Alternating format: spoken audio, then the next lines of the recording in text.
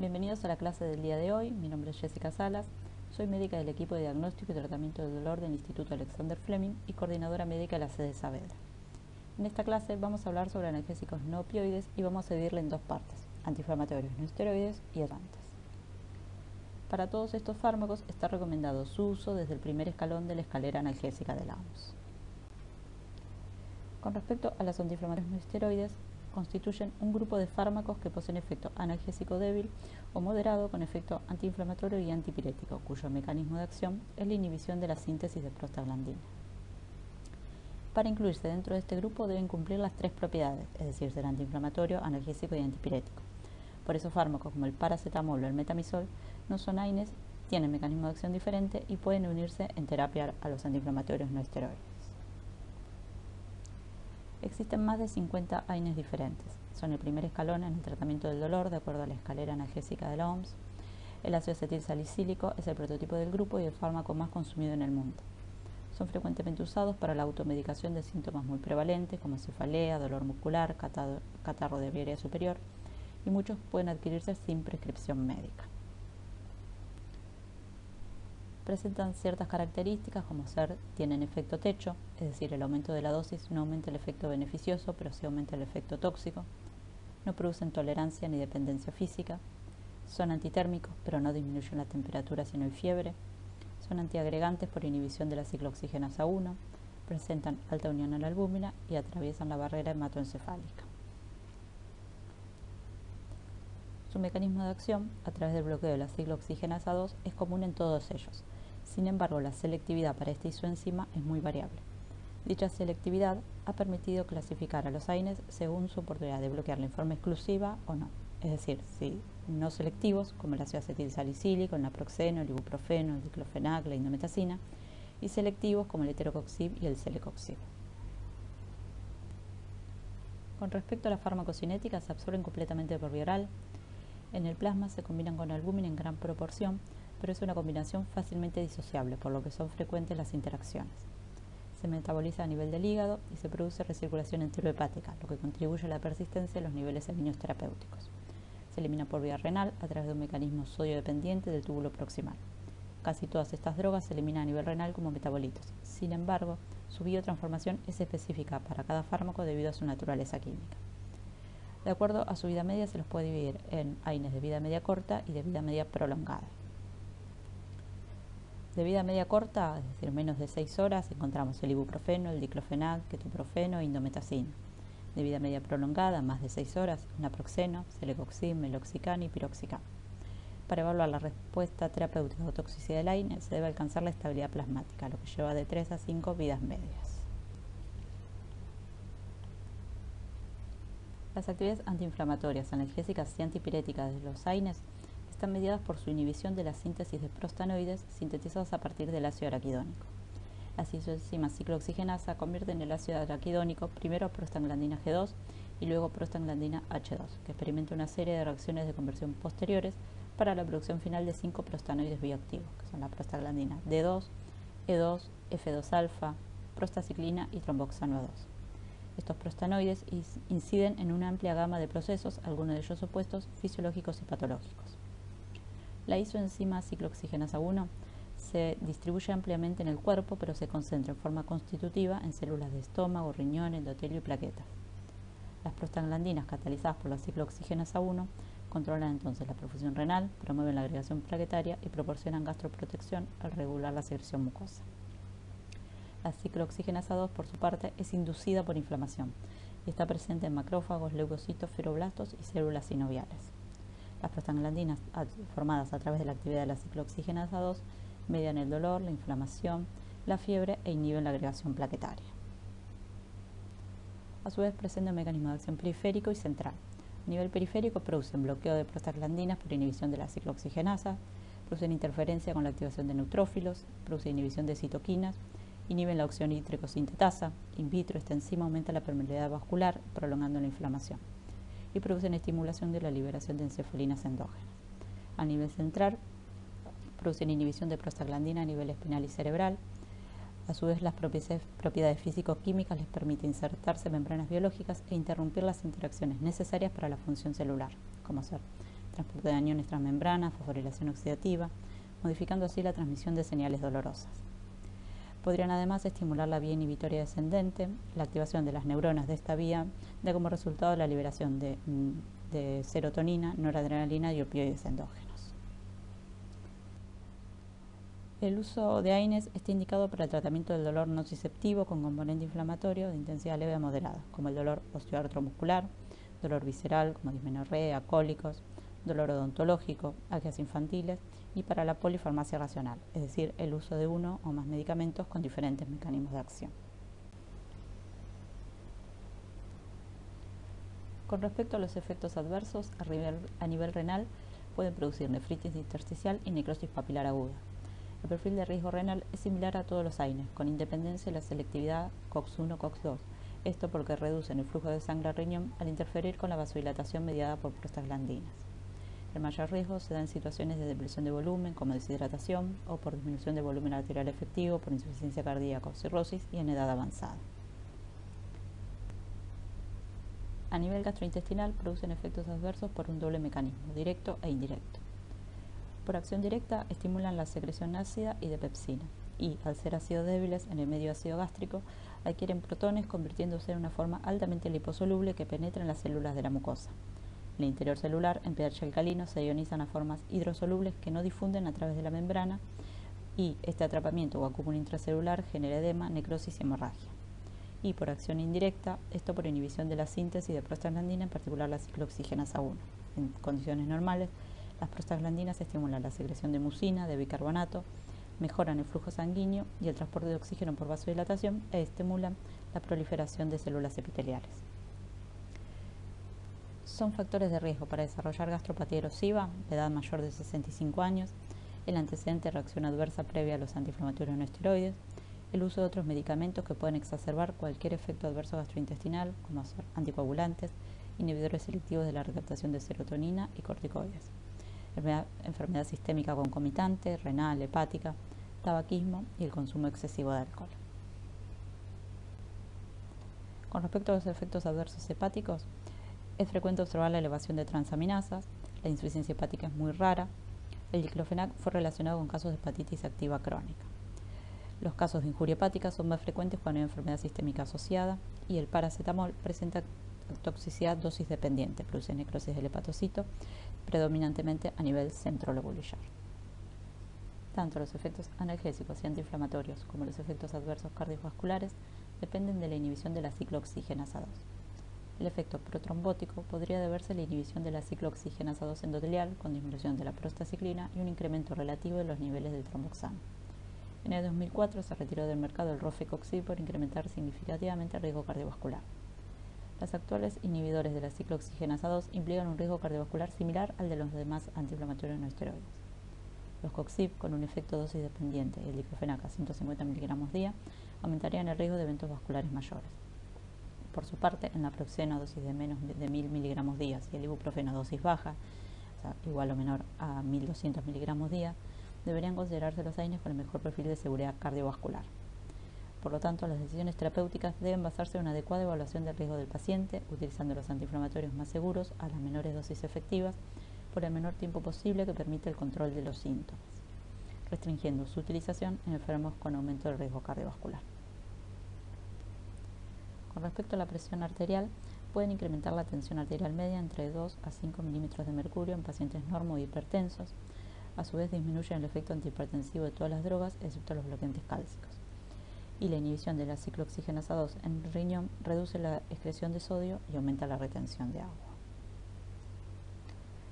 Con respecto a las dosis máximas de los AINES, tenemos el ibuprofeno con una dosis máxima de 3.200 mg, diclofenac 150 mg día, ketorolac 90 mg día, naproxeno una dosis máxima de 1.250 mg día, meloxicam 15 mg día, piroxicam 20 mg día, el celecoxib 400 mg día y el electrocoxib en uso en agudo 120 mg y en uso crónico 60 mg día.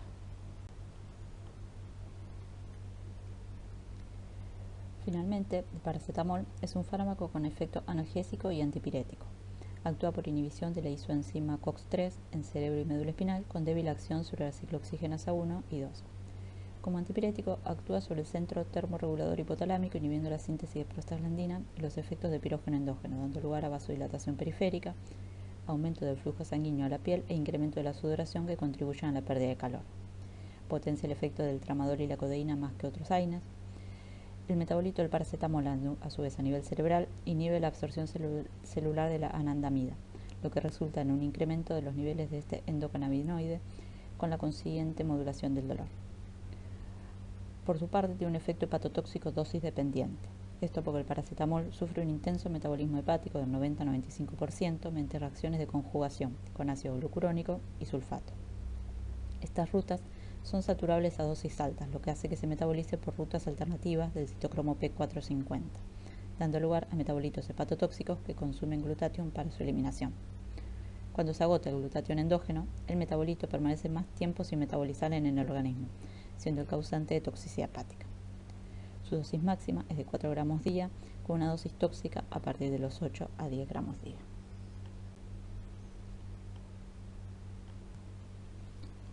A continuación, vamos a hablar sobre lo que son los coadyuvantes psicoanalgésicos.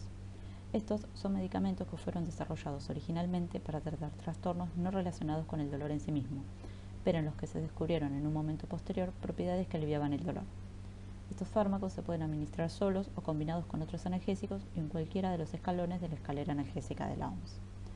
Incluyen antidepresivos, anticonvulsivantes y corticoides fundamentalmente. El dolor nociceptivo es la respuesta fisiológica a la activación de los nociceptores.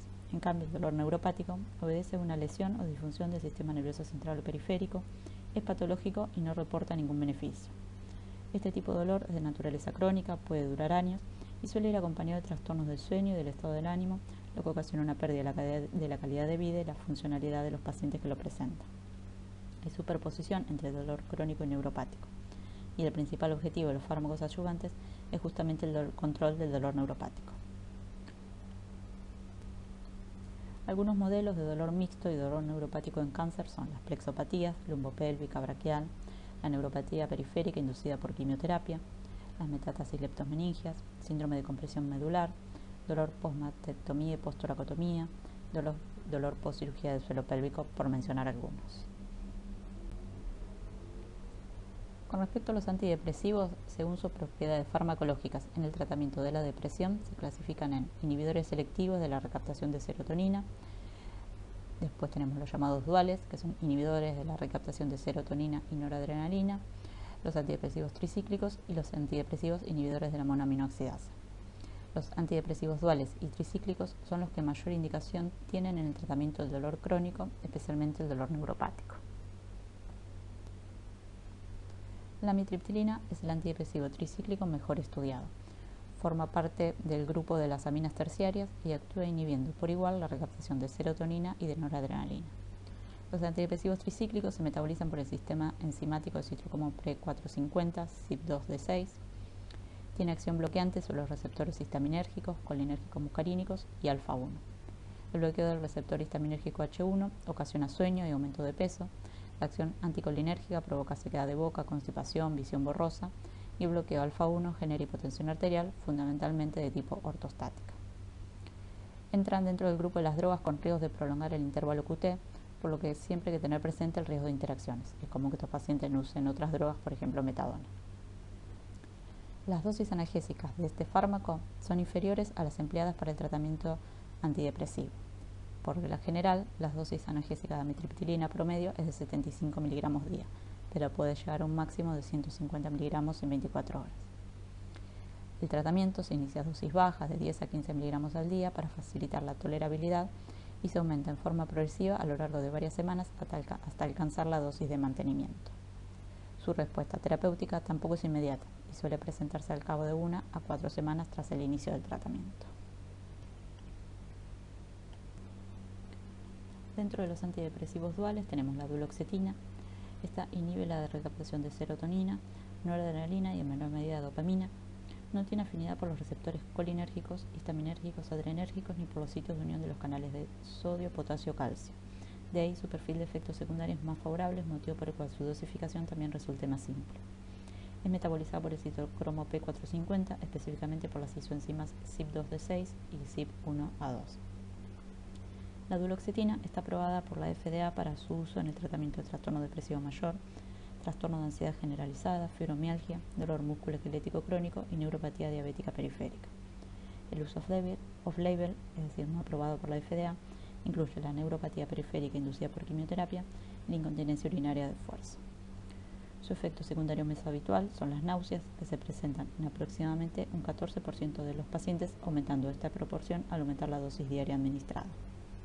Este efecto secundario es menos frecuente si se inicia el tratamiento a una dosis de 30 mg día y se aumenta progresivamente la dosis hasta alcanzar los 60 mg día. También puede producir somnolencia y mareo, pero con una duración típica de entre 5 y 14 días. Tiene una dosis habitual de entre 30 y 60 mg día con un máximo de hasta 120 mg día. La venlafaxina inhibe la recaptación de serotonina en dosis baja, cuando es menos de 100 mg día, mientras que la recaptación de noradrenalina aumenta en el rango de dosis de 100 a 225 mg día. Tiene una afinidad 30 veces mayor para la inhibición de la recaptación de serotonina en comparación con noradrenalina. Es metabolizada en hígado por el citocromo P450 y se excreta por vía renal. Aunque no tiene indicación en ficha técnica en el tratamiento del dolor neuropático, hay guías de práctica clínica en las que la venlafaxina aparece en primera o segunda línea de tratamiento. Ha demostrado ser superior a placebo en el tratamiento de la neuropatía periférica inducida por taxanos y oxaliplatino, demostrándose en este estudio hasta más del 75% de alivio de los síntomas. Entre sus efectos adversos incluyen las náuseas, somnolencia, dispepsia, insomnio, sudoración e hipertensión arterial, que es un efecto adverso dosis dependiente. Ocasionalmente puede provocar alteraciones en el electrocardiograma, dentro de ello lo más importante es el riesgo de prolongación del intervalo QT. Con respecto a los anticonvulsivantes tenemos el gabapentin. Esto es una molécula análoga del GABA, aunque su efecto terapéutico no se produce como agonista GABAérgico. El mecanismo de acción más aceptado es la interacción con las subunidades alfa-2 delta de los canales de calcio voltaje dependiente. Esta subunidad expresa 4 isoformas y de esas isoformas la 1 y la 2 expresan alta afinidad por el gabapentin y la pregabalina. Los mecanismos desencadenados son básicamente la reducción de la liberación de neurotransmisores, resultando en una disminución de la hiperexcitabilidad neuronal. Estas acciones son llevadas a cabo de manera presináptica, por eso la disminución en el influjo de calcio de este nivel reduce la presencia de glutamato, sustancia P y norepinefrina en la sinapsis. El gabapentin se absorbe en intestino delgado con una biodisponibilidad variable, sobre todo a dosis altas, esto por saturación de los sistemas de transporte activo, por lo que la absorción se ve significativamente reducida. No influye el alimento, presenta mínima o nula unión a proteínas con el consiguiente menor riesgo de interacciones. Se elimina totalmente por excreción renal como fármaco sin metabolizar, disminuyendo su aclaramiento plasmático en pacientes con un clínico de creatinina menor a 60 ml minuto. Se puede utilizar una dosis de inicio de 300 mg día, dividida por ejemplo 3 veces por día, con una dosis máxima de 3.600 mg por día. Los efectos adversos más frecuentes son la somnolencia, mareo y sensación de fatiga, pero desaparecen al cabo de unos días de tratamiento. La eficacia de gabapentin se ha demostrado clínicamente en una variedad de estados de dolor neuropático no maligno y para mejorar la analgesia en pacientes con dolor oncológico neuropático ya tratados con opioides, con menor evidencia para el tratamiento del dolor asociado a la neuropatía periférica inducida por quimioterapia. La única indicación relacionada con dolor aprobada por la FDA es la neuralgia posherpética. La pregabalina también es un análogo del GABA relacionado estructuralmente con el gabapentin. Al igual que el gabapentin, actúa bloqueando canales de calcio dependientes de voltaje, uniéndose de modo específico y con elevada afinidad a la subunidad alfa-2 delta de estos canales, lo cual, como ya vimos, disminuye la liberación de neurotransmisores de la señal dolorosa en el asta posterior de la médula. Se absorbe en intestino delgado y, a diferencia del gabapentin, lo hace con una farmacocinética lineal y por lo tanto no se altera su absorción con incremento de dosis. En este sentido, su biodisponibilidad puede llegar a ser superior al 90% en individuos sanos. No se une a proteínas plasmáticas y atraviesa fácilmente la barrera hematoencefálica. Se excreta casi intacta por vía renal y requiere ajuste de dosis en caso de insuficiencia renal. Es frecuente la aparición de mareos y somnolencia, alrededor de un 30 y 23% de los pacientes respectivamente, y puede llegar a ser persistente hasta en un 30% de los mismos. También son frecuentes entre 1 y 10% la presencia de edema, aumento de peso, disfunción sexual, trastornos visuales, pensamiento anormal, confusión, ataxia, astenia. astenia, sequedad bucal y constipación. Estos efectos son menos llamativos si se comienza el tratamiento ajustando la dosis y se progresa en forma paulatina. La pregabalina ha demostrado presentar una actividad antialodínica y antipiralgésica en diferentes modelos de dolor neuropático, con un perfil antinociceptivo similar al de la gabapentina, pero a dosis de 2 a 4 veces menores. Se ha demostrado que la pregabalina es superior a la gabapentina y a la amitriptilina en el tratamiento de dolor neuropático por cáncer. Este es un estudio aleatorizado, doble ciego, controlado con placebo, en donde los pacientes que fueron contratados con pregabalina requirieron menos dosis de morfina y mejoraron el estado funcional en comparación de pacientes tratados con gabapentina o amitriptilina. La dosis de inicio puede ser de 50 a 75 miligramos día, escalando cada 72 horas hasta 150 a 300 miligramos, con una dosis máxima de 600 miligramos día. Y para finalizar con anticonvulsivantes tenemos también la carbamazepina. Esta disminuye la conducción de los canales de sodio, es eficaz para el tratamiento de la neuralgia posherpética, sin embargo sus variados efectos secundarios han relegado su uso, siendo su principal indicación el tratamiento de la neuralgia del trigémino y del glosofaringio. Sus efectos secundarios más comunes son mareos, somnolencia, diplopía, fatiga, náuseas, visión anormal e hiponatremia. Por ello se deben monitorizar los niveles de sodio durante el tratamiento de este fármaco. También presenta efectos adversos más graves, como son la aparición de síndrome Stevens-Johnson, agranulocitosis, anemia plástica y toxicidad hepática. Por su parte, la carbamazepina ha sido usada con éxito en el tratamiento de varios síndromes neuropáticos, no obstante, comparte los efectos secundarios más frecuentes de la carbamazepina. Se sugiere en todo caso usarse solo si no hubo respuestas a antidepresivos tricíclicos, inhibidores de la recaptación de serotonina o gabapentinoides, y no hay evidencia que sustente el uso en el dolor oncológico.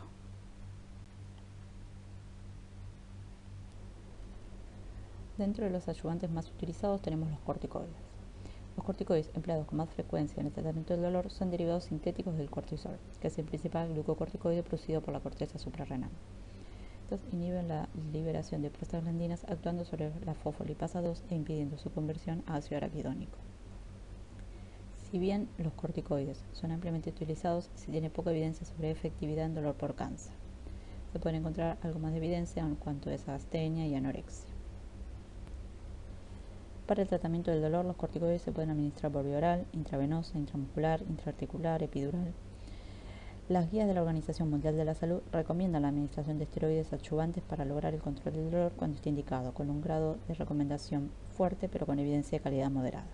Y hace algunas observaciones, como ser que deben recetarse durante el menor tiempo posible y que la dosificación óptima de esteroides para el control del dolor por cáncer depende de muchos factores clínicos, incluyendo ubicación y tipo de dolor, presencia o riesgo de infección, estadio de la enfermedad, presencia de beta mellitus, los objetivos del tratamiento, entre otros.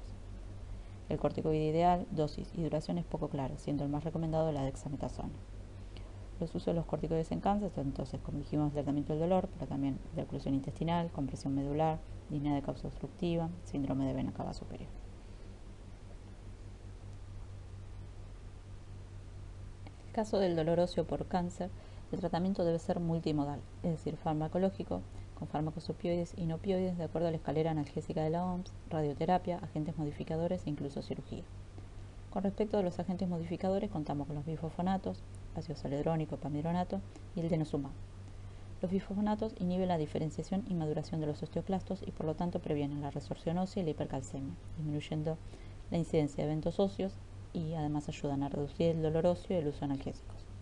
Con respecto al denosumab, se trata de un anticuerpo monoclonal con gran afinidad y especificidad por el ligando de RANK o RANKL.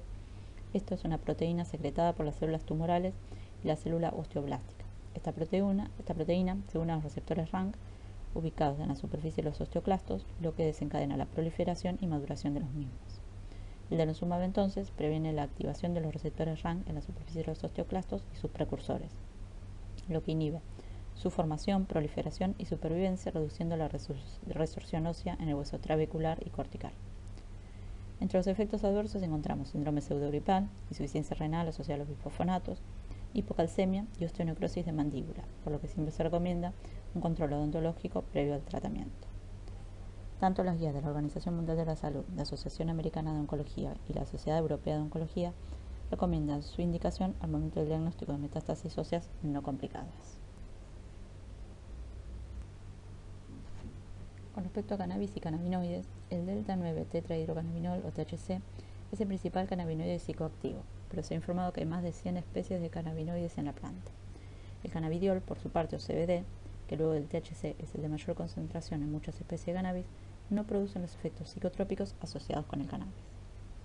La FDA no ha aprobado el uso del cannabis como tal, como tratamiento para ninguna condición médica, aunque productos farmacéuticos aislados de THC como CBD están autorizados y aprobados. Solo unos pocos cannabinoides han sido rigurosamente aprobados en cuanto a seguridad, eficacia y, por lo tanto, aprobado para su uso por agencias reguladoras como la FDA y la Agencia Europea de Medicamentos. Dentro de estos tenemos el pronabinol, marca comercial Marinol. Es un análogo sintético del THC, aprobado para las náuseas y vómitos asociados a quimioterapia que no responden a tratamientos convencionales, y para el síndrome caquexia-anorexia en pacientes HIV o cáncer avanzado. La nabilona, o Sesamet, es un cannabinoide sintético análogo del THC administrado por vía oral, estructuralmente similar al delta 9 tetrahidrocannabinol, aprobado por la FDA y la Agencia Europea de Medicamentos para las náuseas y vómitos inducidos por quimioterapia que no responden a otros tratamientos. El nabiximol o Savitex, este es un spray oromucosal con 2 extractos de cannabis sativa que contiene THC y CBD en cantidades casi iguales, 27 mg de THC y 25 mg de CBD por mililitro. Está aprobado en Europa para el tratamiento de la espasticidad en esclerosis múltiple y en Canadá e Israel agrega además una licencia para 2 usos adicionales: el tratamiento adyuvante para el alivio sintomático del dolor neuropático en esclerosis múltiple y para el tratamiento del dolor debido al cáncer. Y finalmente el cannabidiol o el Epidolex, este es un derivado natural de la planta de cannabis aprobado para el tratamiento de la epilepsia refractaria con una concentración de 100 mg de cannabidiol por cada mililitro de solución oral. Los efectos adversos más frecuentes son los mareos, náuseas, vómitos, somnolencia y fatiga. Tener presente que el metabolismo del cannabis es principalmente hepático. Tanto el THC como el CBD pueden afectar el metabolismo de otros productos farmacéuticos y botánicos a través de interacciones con el citocromo P450. Si bien muchos pacientes usan pequeñas cantidades de cannabinoide en los aceites concentrados, aquellos que usan dosis más altas tanto de CBD como THC pueden potencialmente precipitar una interacción clínicamente significativa. Por su parte, la Sociedad Europea de Oncología Médica concluye que para pacientes con cáncer avanzado, con dolor que no se alivia por completo con la terapia con opioides, el efecto aditivo de nabiximol al tratamiento con opioides en curso sigue sin estar claro. Se necesitan más ensayos clínicos, doble ciego controlados, con placebo, con grandes tamaños de muestras para establecer la dosis y la eficacia óptima de diferentes terapias a base de cannabis. Y a su vez, este otro review publicado en el año 2020 también concluye que, basado en la evidencia actual, los cannabinoides no pueden recomendarse para el tratamiento de dolor relacionado con cáncer. Dentro de los bloqueadores de canales de sodio tenemos la lidocaína. La lidocaína parece prometedora como uno de varios enfoques multimodales en el tratamiento del dolor oncológico complejo, particularmente el dolor neuropático o mixto. Bloquea los canales de sodio en la transmisión periférica y central del dolor, administrada tanto de manera tópica como sistémica, aumentando el umbral de despolarización. Se puede administrar por vía endovenosa o subcutánea con una conversión 1:1. La dosis de 2 a 4 mg kilo es considerada segura, administrada en un plazo de 20 a 60 minutos. Podría considerarse como una opción para el tratamiento del dolor por cáncer refractario a los opioides, pero se necesita más investigación para comprender el protocolo y la población en los que la lidocaína puede ser de utilidad. También está descrito el uso de antagonistas de NMDA, como la ketamina. Esta se trata de un fármaco neuromodulador con un mecanismo de acción múltiple. Actúa como antagonista competitivo de la fenciclidina con el receptor excitador NMDA, aunque también posee un efecto colinérgico de tipo nicotínico y muscarínico, monoaminominérgico y opioide e interacciona con canales de calcio y de sodio. A dosis subanestésicas y como antagonista no competitivo del receptor NMDA, actúa modulando la sensibilización a nivel del sistema nervioso central y brindando efectos antihiperalgésicos. Se puede administrar por vía oral, subcutánea o endovenosa, a dosis de 0,2 a 0,5 mg kilo hora en infusión continua o en infusión breve de 50 a 100 mg día, aumentando cada 2 a 5 días, no superando los 500 mg día. Y por vía oral se puede administrar a dosis de 10 a 25 mg cada 6 a 8 horas. Puede producir como efectos adversos alucinaciones, sueños vívidos, delirium, incremento de la presión intraocular, aumento de la presión arterial y de la frecuencia cardíaca. Acá tenemos algunas publicaciones, por ejemplo, esta es una revisión publicada por primera vez en el año 2003 y actualizada en el 2012 y el 2017 en Cochrane, donde concluye que no hay pruebas suficientes para determinar los beneficios y los daños de la ketamina como adyuvante de los opioides.